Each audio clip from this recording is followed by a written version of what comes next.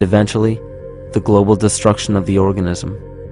This endless state of fear, confusion, and segregation our world seems to live in is a symptom of the false ego creating a false threat.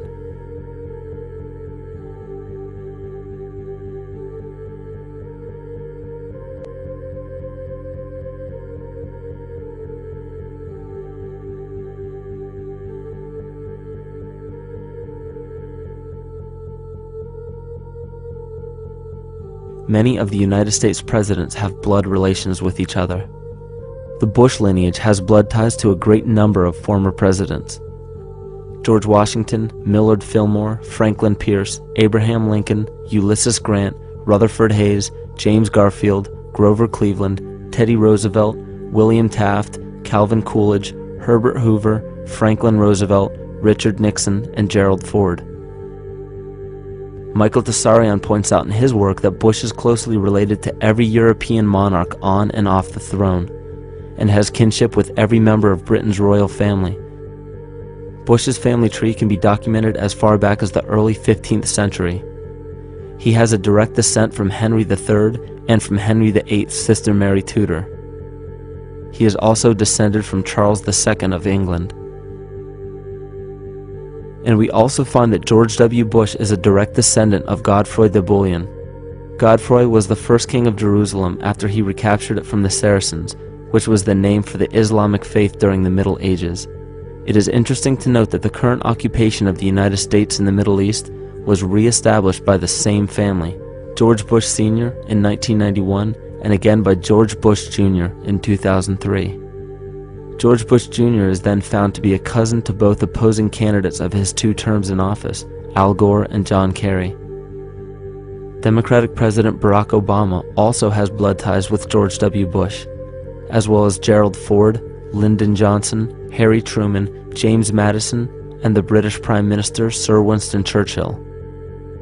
On the opposing side of the 2008 presidential ballot, John McCain is descended from Robert the Bruce, King William I of Scotland, and also Godfrey the Bullion.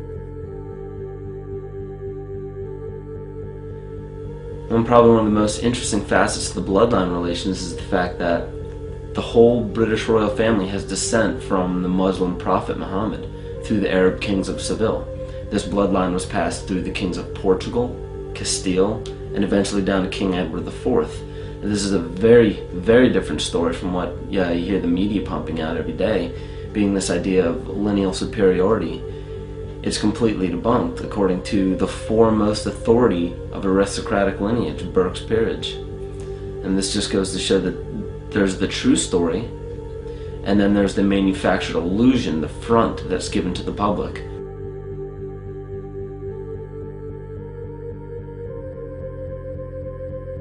These blood ties go on and are documented thoroughly through literature such as Burke's Peerage and other comparable books. The point of all of this is that we find not just the same people, but the same intent within the people who have held high positions of monarchy, dynasty, aristocracy, and democracy in the past and present, and they are all related by a physical and symbolic link. This bloodline carries the symbol of our illness.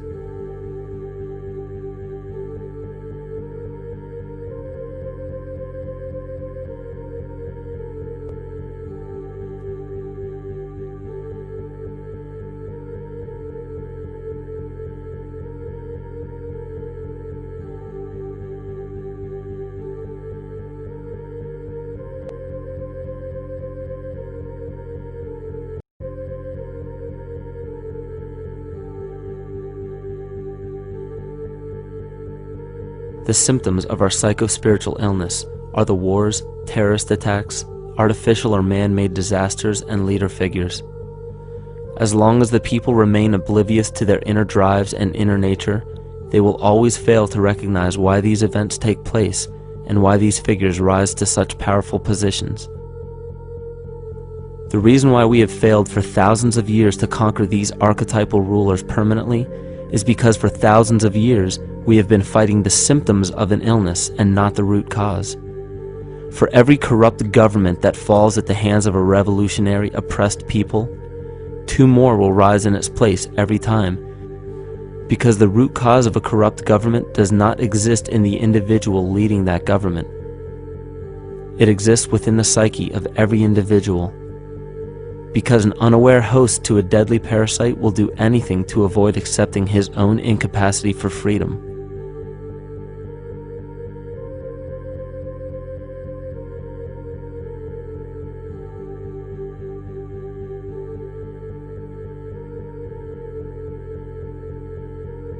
We are so bereft of sanity in this world that those few who simply stop projecting onto others and begin facing their own demons are seen as neurotic. An article written in the 1950s states that studies showed that individuals who had been isolated from their familiar social and cultural environment became neurotic. This shows that when those individuals had no object to identify their darker emotions with, they began to see these things in themselves, that which they refused to recognize before, and were unaware of why they appeared and how to cope. Facing our true inner self is virtually unknown in our world today. This is why no matter how many civilizations rise and fall, it is our collective consciousness that creates our governing apparatus, not individual people.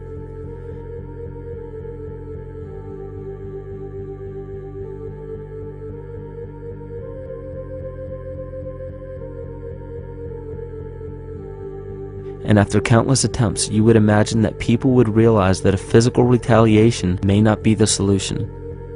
Yet here we are, thousands of years later, with technology that can clone DNA, vehicles that can break the sound barrier and probe the depths of space, and science that can overcome almost any sickness. Yet we still fail to take notice to the importance of thoughts and consciousness. This is the very definition of insanity. And every single one of us is responsible for this psychic epidemic, because we're killing the messenger and paying no attention to the message.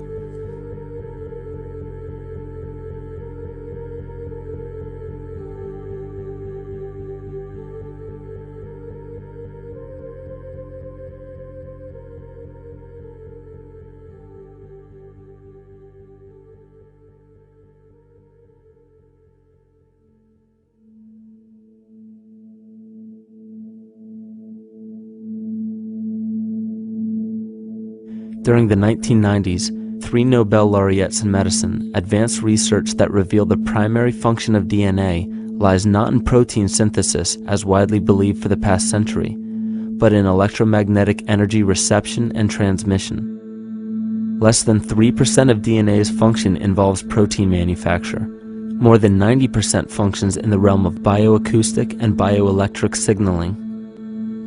So why is it important to know that DNA functions in bioelectric signaling? HeartMath Institute has discovered the heart and brain maintain a continuous two-way dialogue, each influencing the other's functioning. Although it is not well known, the heart sends far more information to the brain than the brain sends to the heart, and the signals the heart sends to the brain can influence perception, emotional processing, and higher cognitive functions. The heart also generates the strongest rhythmic electromagnetic field in the body, and this actually can be measured in the brainwaves of people around us. We are quite literally an electromagnetic expression of our highest cognitive function. The behavior of electromagnetism is evident throughout the world as dualism. All matter contains a negative and positive charge, which means organisms are built upon this foundation.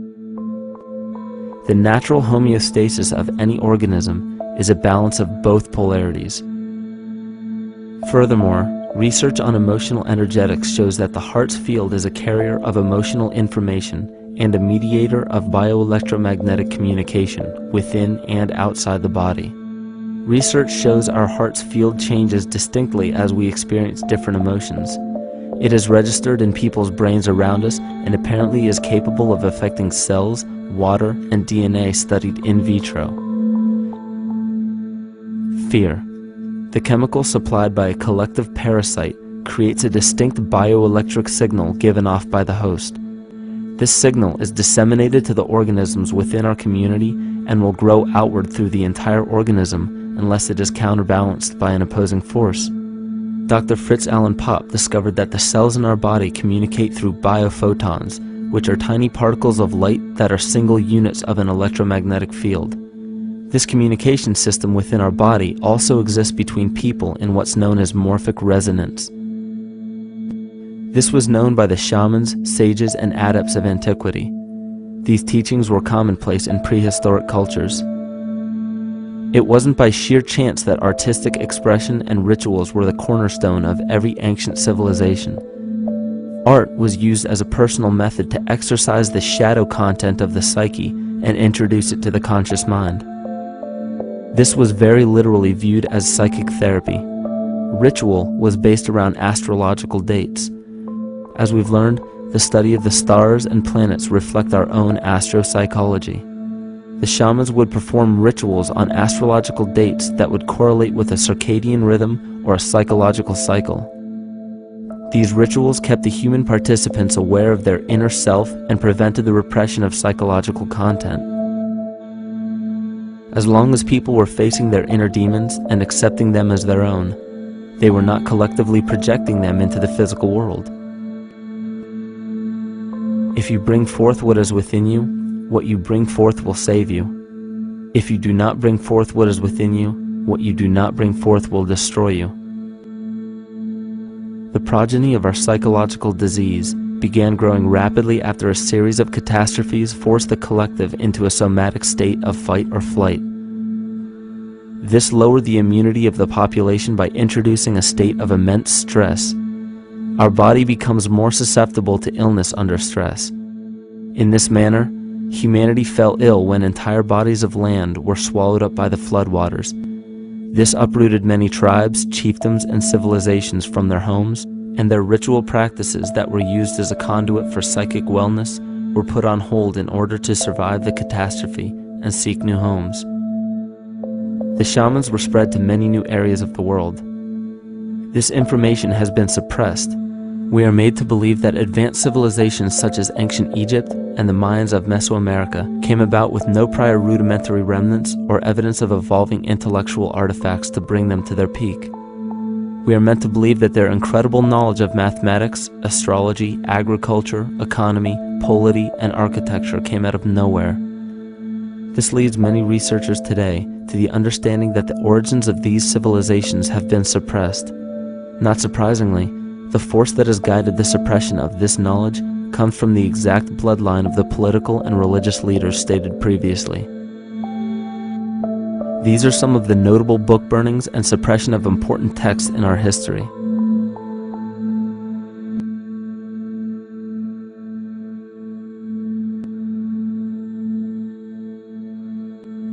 Yet after all of this suppression, there are still remnants of the dispersion of elder civilizations in nearly every country. There is tremendous evidence of ancient cultures visiting North America long before the conventional belief of European colonization.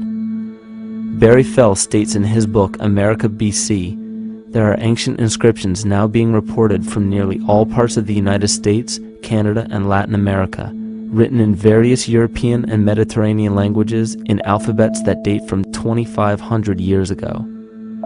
William Commonus Beaumont wrote, "The Toltec and Maya civilizations never originated on American soil, but appeared there full-blown, with a well-defined art and system of hieroglyphic writing which possesses affinities with Egyptian." It is found that there are thousands of prehistoric sites across New England and several other northern states showing inscriptions, carvings, and mounds created by Druidic mariners as far back as 800 BC. To suppress this information further, it was not only imperative for the bloodline to burn the documented texts containing true historical information, but to wipe out the cultures that derived from these ancient shamans. The most devastating genocide ever endured was and still is the annihilation of shamanic tribes. We've lost our traditional roots and don't know about ritual. The dragon dances and the ghost dances of the Native American Indians, what do you think that was all about? All the shamans of the world, when they do their rituals, they're doing that. Their work, harmonically through dances, is to strengthen the immune system of the earth. You know, but they've been all murdered. So that was why in the 17th century, exactly the same period I'm talking about, there was an all-out agenda that when you come across indigenous people, you annihilate them.